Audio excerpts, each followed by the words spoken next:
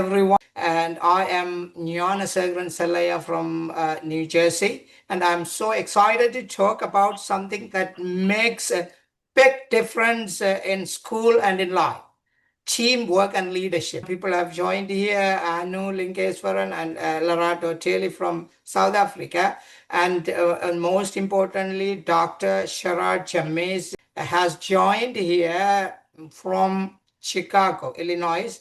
And with all the great experiences that Dr. Sharad brings to the community all around the US. Talking about teamwork and leadership, being a leader isn't just about having a title, and it's all about helping others and working together to make things better.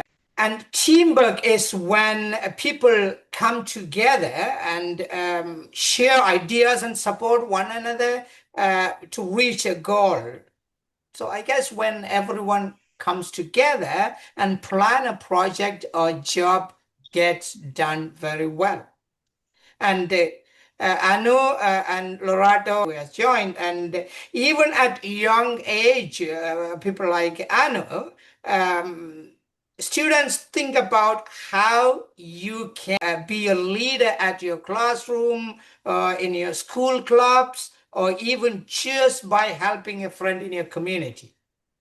And remember, leadership starts with young people, and teamwork makes it grow better and better. Dr. Jameshi Sharad is a transformative leader dedicated to empowerment, education, and community service. And as the founder of Sharad's independent mentoring program, Dr. Sharad has empowered thousands of people through youth developments, women's empowerment, and global service projects in Haiti, South Africa, Germany, and Puerto Rico. And she has received several awards for her dedication to community service, including the Presidential Lifetime Achievement Award in 2004. Through the Black Community Providers Network, she has built over 100 partnerships and led trainings for CEOs, educators, and community leaders. Dr. Sharad's service program have reached over 20,000 people, reflecting her belief that true success is measured by how many lives we uplift and empower. And if I have missed anything, I'm sure Dr. Sharad is going to share her background and experience a little bit after I invite her to speak. What it would take decades to talk about 23 years of service. I think what you did right now is befitting, and I am just proud of what you did share. I don't have anything else to add, but the fact that I am excited to be here to meet you in New York last month and to be able to have this conversation today. So I will turn it back over to you for the question and answering section. My name is Lerato Teli. I'm from Lesotho. So Lesotho is surrounded by South Africa. Basically, I'm teaching at technical schools. I'm teaching computer basics and information technology. For my qualification, I have BSc Honors in Software Engineering. Thank you so much. Wow, how proud achievement, Larato. So, Anu? Hi, I'm Anu. I'm from New Jersey, United States, and I'm in 6th grade. I met Dr. Sharad when I went to talk about leadership at the UN conference in New York. Oh, so you already know Dr. Sharad. Yes, and I do remember that the first meeting that Dr. Sharad was in New York during International Youth Conference, which was held in, I guess, October, the latter part of October. This was a great meeting, and we had a great experience meeting Dr. Sharad. And now, with that said, thank you, Anu and Lorato. And Dr. Sharad will be mainly talking about teamwork, leading together. When we say leading together, students, parents, and the community, and some educators, we all come together and lead together to leave our community a better place for the youngsters. So the power of teamwork and leadership in students' life. Very good. So I would like to start just by highlighting 7 important perspectives on teamwork and leadership. Number one is and why it's important. So number one is just shared vision and goals. So when we look at shared vision and goals, we're looking at teachers, we're looking at administrators, and we're looking at the whole academic portion of making sure that we are giving students achievement, social economical growth, that there's equality and inclusion as a part of it. Another part of teamwork is just having open communication and collaboration. Anything that we do, even here in a news presentation in New York, talked about teamwork, what we need to do to work together as a team with youth, with leaders as well. And so even if you're inside of the school, what I love to look at with teachers and administrators is how they're planning lesson plans, how they're analyzing and working together to deal with problem solving, whether it's a student issue, making sure that you're being transparent, but also respectful. We have to also make sure that because we have so many different backgrounds and so many different cultures, that we always want to make sure that when we are dealing with teamwork, that we put people's opinions, views first and make sure that everything is aligned to a cohesive working environment. And so that's why I look at a lot of partnerships, community organizations as well too. One thing about teamwork is making sure that we have clearly defined roles. A lot of times when we're working in teams, and I know especially when I work with different groups, I always have like all my leaders take a leadership assessment. I love 41q.com because it hones in on a lot of aspects of what people are good at and measurements. And then it also gives like people who have taken it, who are like renowned leaders, tell you where you placed in with that. One good thing that I love about assessments is assessments don't lie. So when you're working with teams, especially with new people that you've never met, I'm always looking at how can I balance those different assessments that's being taken and put those in effective teams. And then you might say, well, why do you do that? Well, I do that because I want to reduce conflict. One of the things that happens as a part of a teamwork initiative, you have to make sure that it's a positive environment and that you reduce as much conflict as possible. Another thing is just reflection and improvement. And so I'm looking at how are things working, how professional development, how are the cohesiveness of teams that are working together to look at different things as well too. And then I'm looking at why these things important. So if I had to just take it from a school base, as far as teamwork inside the school, I would be looking at student outcomes. How are they working together to put student outcomes together? How are they building a supportive culture? Because I want to, when I'm working in a team, it's about how I feel. How did you make me feel? How did you make me feel part of the group, part of the team? How did you welcome me? How supportive are throughout the whole entire process? And a lot of times people forget about those little bitty tidbits that make the teamwork experience great as well too.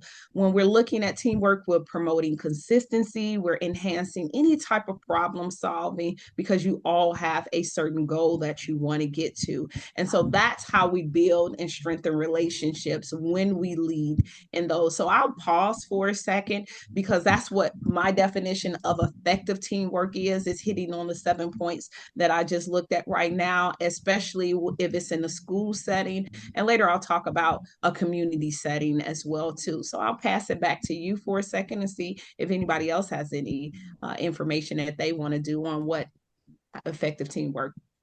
When you do a great community service, you are molding the life of others, and that is in an unconditional love that you pour into the community for the only purpose of making others' life better. This is what service to God.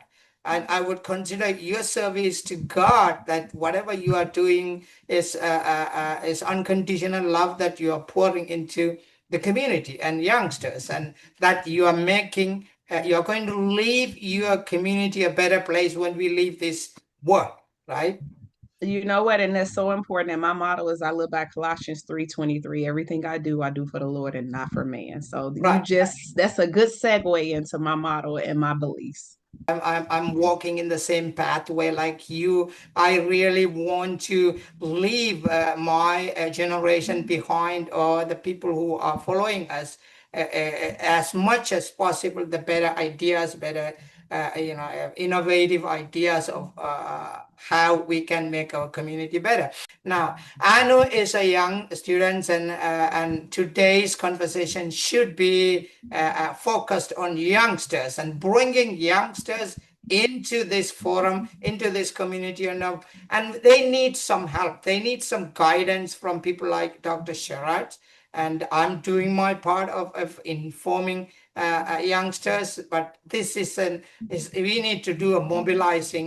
We need to mobilize people. America is too big, or the world is too big to ignore that. So we need to, slowly and one step at a time, right, Dr. Sharad? And this Yes. could be, and this meeting could be a great start. And I hope, together with, I'm sure Dr. Sharad would agree with me, in the future, we are going to expand this forum. And bringing more and more people from all over the world, from both sides, Dr. Sharad, and from my side and from others, when we come together, and we might even think of organizing a leadership forum or leadership summit, either in Chicago or in New Jersey, or choosing some states, for now in the United States.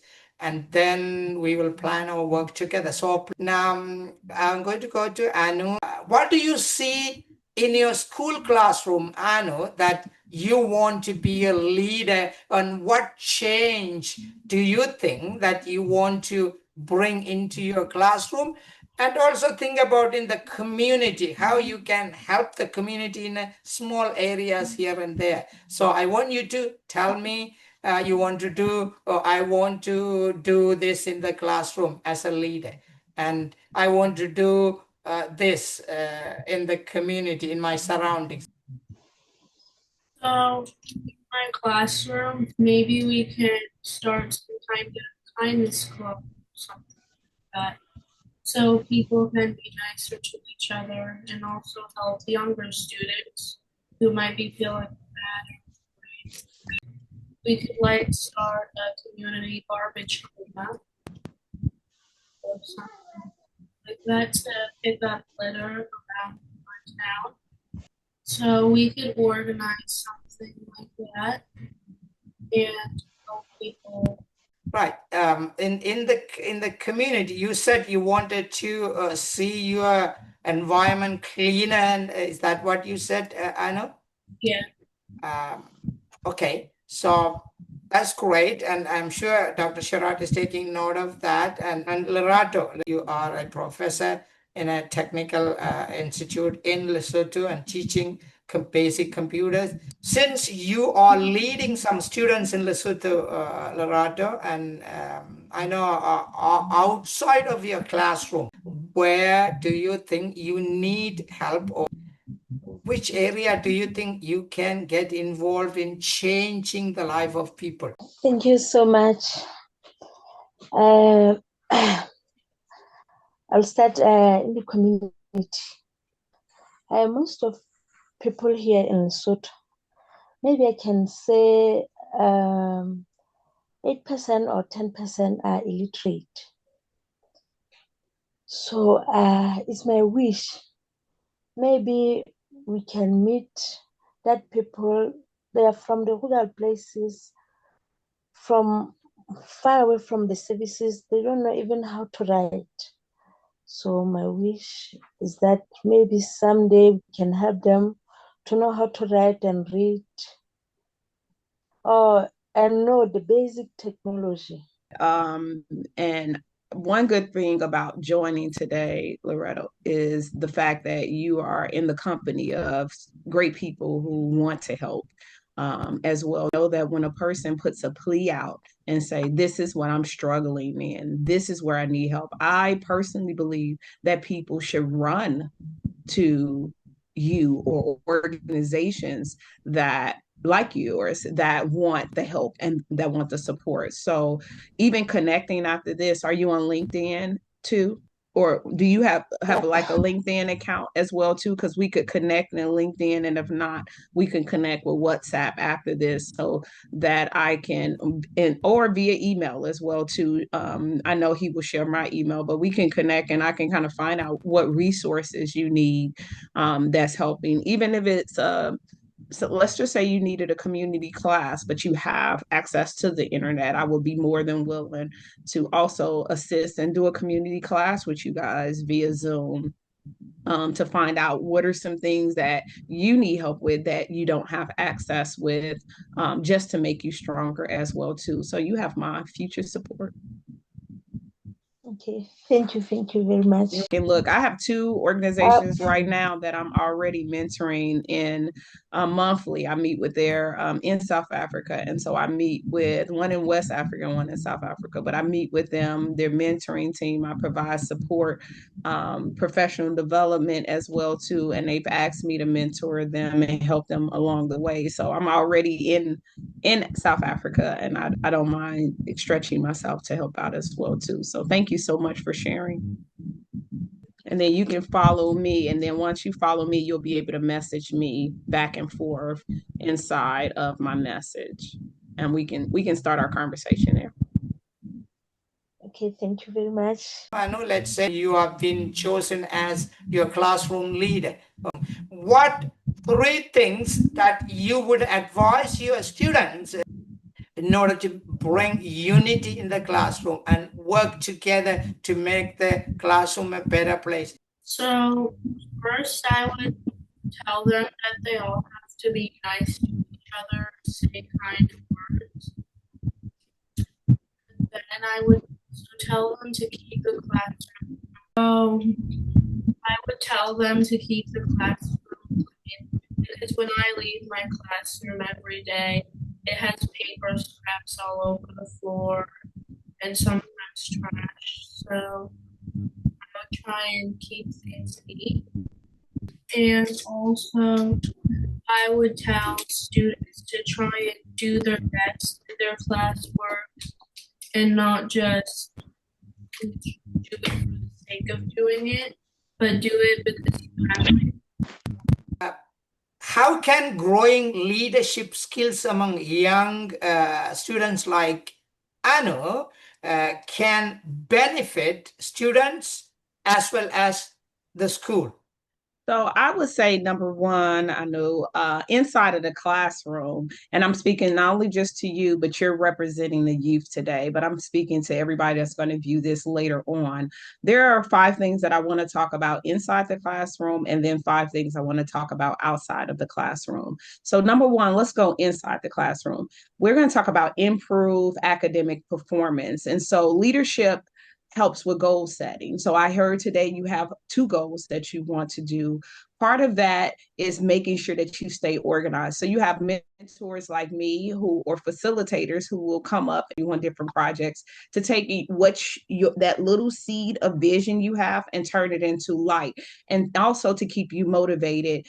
Two, inside of that academic performance, we're looking at students taking ownership into their leading with their focus and also their outcomes. Number two is just stronger teamwork and collaboration. You're going to learn inside the classroom how to work together as a team, how to listen, how to delegate, how to resolve conflicts, how to improve group projects and peer relationships as well, how to manage conflict if it does come up in those group settings. Number three, you're going to learn enhanced communication, but also my favorite word is confidence. You're going to have the confidence. Those are things that you're going to learn when you're inside of those classrooms. So for example, when your teacher tells you to speak up for different discussions or raise your hand to present those ideas, you want to make sure that they're clearly, you want to stand up with your chest out and a big smile. You want to know what you're talking about and be the expert in what you're leaving. You want your voice to sound confident, to be able to vocalize every point that you have to take as well too, how to advocate for yourself. And also how to be confident communicators. When you know what it is that you want to present, like the two ideas you shared today, Anu, you're going to be able to stand up and you're going to be able to have enough strength to make sure that you communicate those ideas clearly. Number 4 is just positivity. I love positive influence. You're going to learn that positive influence. So, for example, if you want to be a leader, I always tell my young leaders in my youth development leadership team, I'm looking for good behavior. I'm looking for good grades. I'm looking for respect, perseverance, and also making sure that that environment that you're in is a positive environment. Maybe you're giving high fives to your student leaders. Maybe you're giving compliments. You just talked about a kindness campaign. November 13th is World Kindness Day. So you can do like kindness projects and everything else that's going on. And then the last inside the classroom, which is 2 things I think that students struggle with, and mainly because sometimes adults don't listen. So critical thinking and problem solving. In order for us to build critical thinking skills, youth like you, Anu, we have to make sure that adults trust you enough to be able to take those ideas that you have and then bring them to fruition, which means if you tell me that I want to do a kindness project, I'm listening to you. I'm not telling you how to do it. I'm listening to how you want to do it. And then I'm supporting you with making it happen. And that is why we need critical thinking, because you need to be able to analyze. And if we go to outside the classroom, we're looking at community engagement, being able to support and look at things that you're going to do in a community, as well. So maybe it's service projects you're interested in, clubs, anything that's going to make a difference. 2, outside of the classroom, career and college readiness. So later on down the line, when you get my age, you're going to, employers and colleges are going to look and they're going to ask you, what type of well-rounded student are you? What did you do to make a difference in your community? And that's how you get the scholarships. That's how you get into presidents and clubs when you get on college campuses as well too. Later on, you're going to learn about internships and leadership roles in those organizations. And so that's why outside of the classroom help is important. Personal growth and self-awareness are 2 things.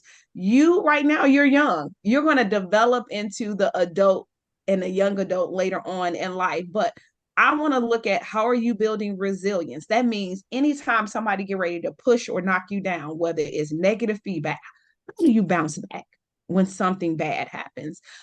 Empathy, emotional intelligence, those are all qualities that young leaders need, as well as influence and advocacy as well too. How to speak up for what you believe in, how to mobilize others. So if you want to do that kindness project, what people in your classroom is going to help you lead. You don't have to always lead. You can delegate. You pick 3 of your friends and you guys come up with a great idea of how you want to bring that project to light. And my last, outside the classroom, but it's also my favorite, is global and cultural understanding. And so when we talk about global, I love being a member of the United Nations. I love working with the International Youth Conference. I love traveling and supporting them. This is where you meet other people that are leading from different parts of the world, just like Lorado getting in on South Africa, and I'm from Chicago, and you're from New Jersey. We get a global understanding, and we get a global understanding about how diverse groups work. We get different perspectives. We bring those issues to the table and we work together as a team to be able to come up with an action plan. So if I could say those will be my 10 things about how leadership can benefit youth like you, and other leaders inside and outside the classroom, that's a very good action planning map to get started on any project that you want to work on. Wow. Great. It is very much helpful to Anu and Lerato. I'm sure Lerato is a professor who is teaching in Lesotho, right? So as a leader, what would you say to those who are worried that their grades they are falling behind their grades in some subjects? Give us 3 advice as a leader you would give it to them. So I would like give them some strategies on how to study and how to do better. And if that still didn't work, I would tell them to ask the teacher for help so that they can tell the students what they're doing wrong and how they can do better. And they could also maybe ask their parents for help. Great. What are some ways students can step into leadership roles even if they are not in official position? Well, the first thing I want to say is they can join youth organizations. And so part of those youth organizations is doing the research. So, number one, they can talk to their schools and say, hey, what organizations do you have at this school where I could be a leader in? And I don't want to have a primary executive position at this point, but I do want to grow, but I want to get my feet wet. Also, too, they could talk for nonprofit organizations that they're interested in too. So those are community organizations. I always recommend, even if you work together as a team, that students do a ABC volunteer list. So back when I was young, we had the white pages and the yellow pages where you could just go and look up. Now we have Google and AI where you can say, find this for me. What I want them to do is just do that so that they have a cheat sheet list that says, for example, United Nations, and this is what they do at United Nations, and this is what the membership looks like. And so they can do that. A lot of my leadership has been in youth leadership and helping youth leaders secure positions in major organizations. So, for example, I have my SIMP, Rise Independent Mentoring Program, and my She Will Legacy Youth Development Team. And so they're an Illinois team. And I know that Anu is going on Monday when we talk. Anu is going to join our team. She's going to be the first person outside of Illinois to join it, but more that will expand into a global process where we'll have students from different parts of the world join as well too. But they can join an organization like mine and sit on that leadership team and then learn from a leader like me. Sandy Hook Promise is a good one as well too. That is the Students Against Violence Everywhere Club. And so a new part of that is every month is something to promote violence prevention. So, for example, we do a World Kindness Day project every November, every year in doing that. And so that's a club that you can easily start in your school or be a part of if it's not part of it. But by you joining our team, you're going to get a certificate at the end of the year that shows that you did leadership processes in that and gained volunteer hours. United Nations is a good one. This is a free American Red Cross. I run the youth humanitarian law team for American Red Cross of Illinois. So you'll be able to join in and do projects and learn about IHL and then Clara Barden and all her humanitarian achievements too. I know in Illinois we have the Serve Illinois Commission on Volunteerism, but I know that New Jersey will probably have one similar to that as well too, where that is a national organization that comes together and help young people do volunteer activities. Global Citizens, that's something that you could do right now, and you don't even have to do it in front of your face. You can download the app and you can learn about everything around the world just with the click of your fingertips as well too. I know I was in New York when I met you later on that week. On that Saturday, I got to go to the Global Citizen concert, which was in Central Park, and there were 60,000 people in Central Park, and they were raising awareness around the world. But you can learn and do that, and that's a free thing to do, and you become a global citizen the minute that you click the link and download the app and start learning about it. The Points of Life and AmeriCorps, that is something that you can do as well. So when you join a youth organization like mine, it's not just about SIMP and She Will Legacy. We connect you to all these other organizations, and then we log your volunteer hours. Every month you get to see your volunteer hours in your Google sheet. And then when you do that for your age group, I think it's about 50 hours that you can start earning from the bronze, the silver, and the gold. And once you connect to those hours and that we log that you're doing stuff in the community and in our organization, then you're eligible for those national things. And I would say that even with our students, when they won that award, we didn't just connect it to the White House because they got certificates from President Biden. They got a medal if they did go, but we also connected with our mayor. We connected it. The lieutenant governor of Illinois sent them a personal letter of congratulations as well. Their principals, their school, the school district, those were all people that I got involved in congratulating students like you who are really going and doing very good. So I would say those are some things that you can start looking at. You have to get connected to an organization where your leadership matters and your community service matter. You have to build those necessary skills, and those skills are being found in the organizations across the state, across the world, and who want to build and do those things to develop you. And then once you do all of those things, after you log them, when you get in high school, you're going to be glad, because our students each week meet with me, including my son meets with me every Monday, and we do scholarship sessions where he shows me his scholarships. And he just did the Voice of Democracy scholarship where we dropped it off, and that is something that is in different cities and different states as well. They give $1,000 all the way up to $35,000, and you can start doing projects from K through 8th grade. They got our arts projects that's coming up. These are all great opportunities for you to gain the leadership. So look at it as a little, right now you don't have any responsibilities but to go to school and good grades. So you can make your parents proud by just doing those little bitty small little things and getting involved in some of those activities. And Anu, you're blessed because you're going to be on my team. Those that's listening, you can take my advice also and start working on those things as well. And I will be more than willing to, even if you have to contact me, give you some more feedback. So I would say that that would be my response in that question. Wow. They don't need to have a title to be a leader. They can be anybody but work in the community and in their school. Great point, Dr. Sherrod. Larato, if you can think of one project that you want to do to make your students at your institution, at your technical institute, if you think that you need help from us in one area, what do you think would that be? Especially our lab. We don't have internet, but we are teaching information technology and computer basics. That's my main mission.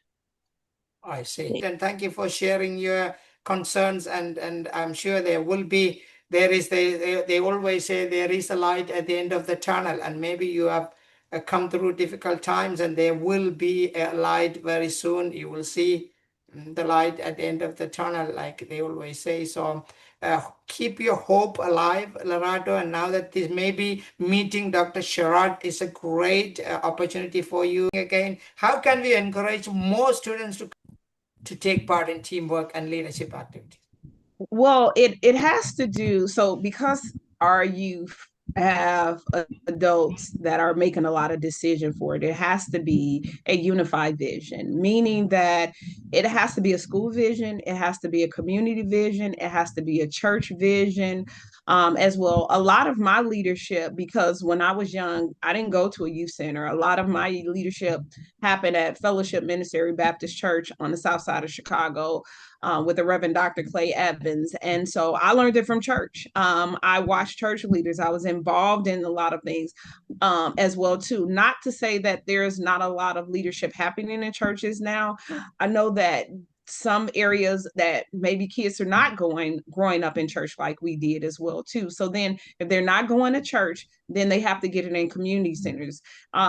If they're not in community centers, the best time has to be during school time. And I know that people say, well, when you're in school, you have to focus on teaching lessons, you have to focus on this and this. And this is why it's so important, because even in Chicago, I recently told our interim CEO of our Chicago public school district that we need to have clubs. I said, if we want students to think outside the box, if we want them to be global leaders, they need to have access to clubs. And so I named a few, like I told you earlier: American Red Cross, Sandy Hook Violence, United Nations. There are so many other clubs, Global Citizens, so many other clubs. We need to be able to have those inside. Besides National Honor Society, which is a club that's already in there, not every student will aspire to have the grades or to be in National Honor Society, to be able to apply and then be on the roster to do that. So it needs to be clubs that are not tied to academics, so that they can get that nurturing, that growth, and that love. And so even if you start looking at the ages of early childhood, 3 to 7, already during that age group, they already are learning leadership traits. So they're learning initiative, they're learning empathy, communication, and cooperation. When you go to the latter part of late childhood, even in 8 through 12 year olds, they're already learning about teamwork and fairness. They can already, if there are clubs in that school, they can already emerge through leadership roles as a class representative or peer mentor or project leader, just like the young kids.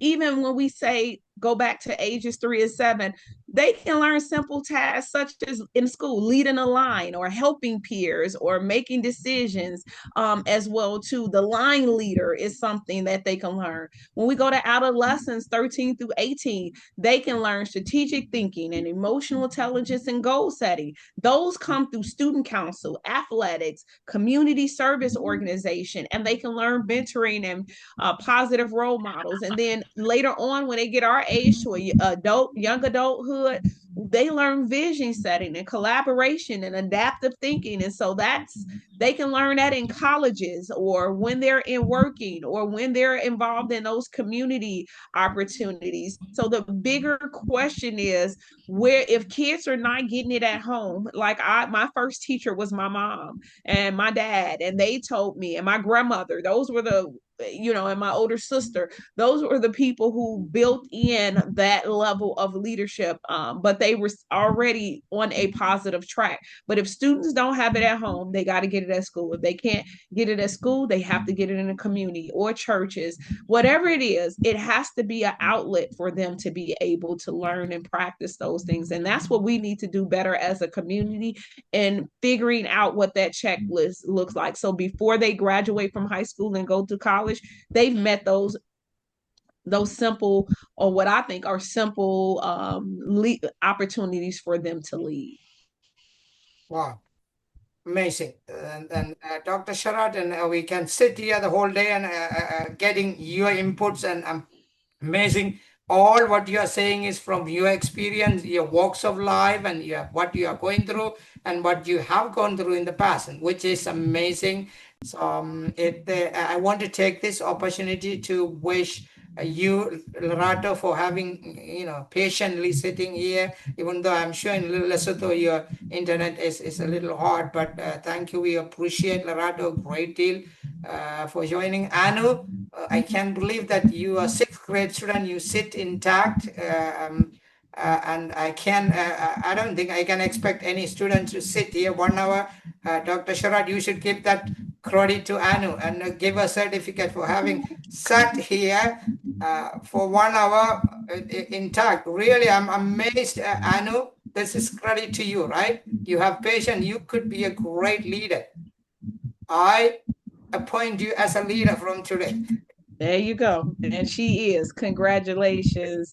I know I'm very proud of you just for not only sitting, but having the intellectual ability to share in this conversation. And so you did a great job today. I'm proud of you.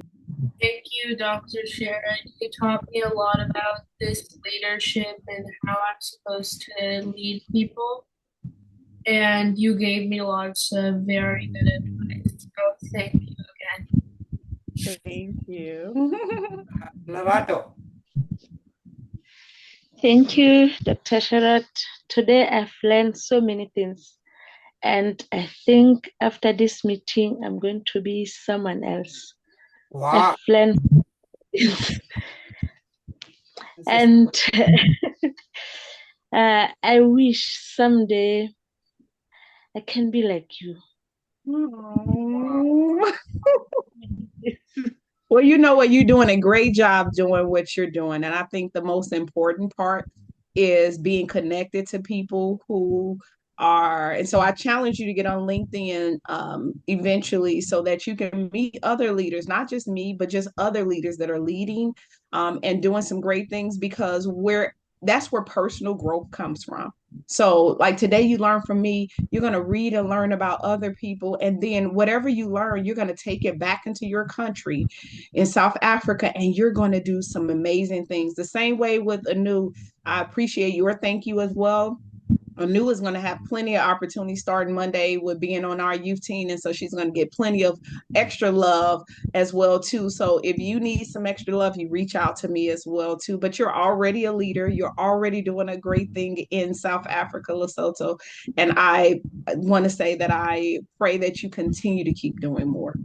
Wow. And I really want to thank Anu and Lorato and Dr. Sharad for having come here and sat here patiently and sharing your experiences and your walks of life.